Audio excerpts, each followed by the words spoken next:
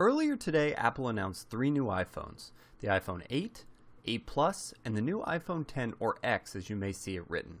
With three new iPhone models and a bunch of new features, I wanted to take some time to help highlight the differences and give my opinion. First, let's take a look at the 8 and the 8 Plus. Not much has changed here in terms of looks compared to the 7 and 7 Plus. They still have a 4.7 and 5.5 inch screens respectively, resolution of the displays hasn't changed, and they have roughly the same battery as the previous models. They are still dust and water resistant, feature 3D touch, and use the Touch ID fingerprint reader for security. They will come in the same three colors as previous models: space gray, silver, and gold. Now, onto what is new. The iPhone 8 and 8 Plus, while looking similar to previous models, now sport an all-glass curved backside. The glass is supposed to be the most durable ever used in a smartphone, and I sure hope so. The glass back does serve a purpose, and that is to allow for easy wireless Qi charging. It is great to see Apple adopt Qi here, as it opens support to third-party chargers and docks from day one. The displays do get a small feature bump with the inclusion of Apple's True Tone technology. True Tone will slightly adjust the white balance of the displays to better represent colors in any lighting environment. As with almost all new iPhones, the camera gets a small spec bump as well, with a new larger, faster sensor and what they are calling deeper pixels. Driving all of these features is the new A11 Bionic processor, claiming to be 70% faster than previous A10 Fusion chip used in the 7 and 7 Plus. Unlike previous models, the new iPhones will use a dedicated 3-core GPU that is supposed to be 30% faster than the GPU inside the A10 Fusion. All three iPhones will run iOS 11 out of the box, but for this video I will stick with focusing on hardware changes and not software. Last but certainly not least, Apple has announced the iPhone 10 or X as you will see it written. The iPhone 10 sports a new 5.8-inch Super Retina display that takes advantage of OLED technology as well as a minimalistic bezel design.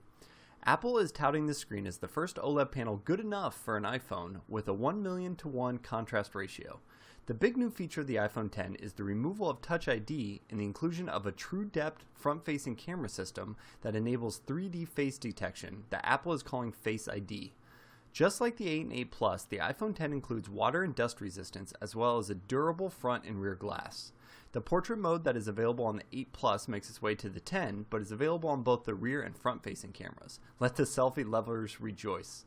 The iPhone 10 also includes Apple's new Animoji feature. While somewhat gimmicky, it is impressive to see real-time face motion capture done on a mobile phone.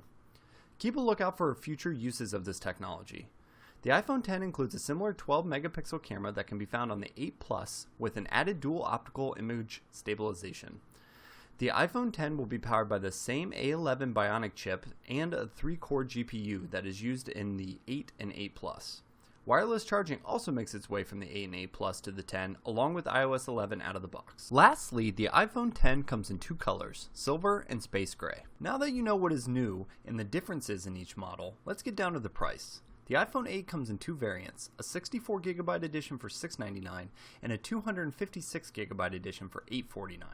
The iPhone 8 Plus ups each of these prices by $100 to $799 for 64GB and $949 for 256GB. The 10 takes pricing to a whole new level, with a 64GB version coming in at a whopping $999, while the 256GB sitting on top of all phones at $1,149. So now that I'm done with the facts, what is my opinion on these phones?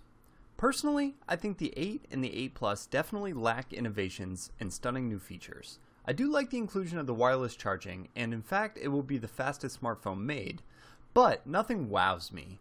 It sure seems like we've seen this phone before.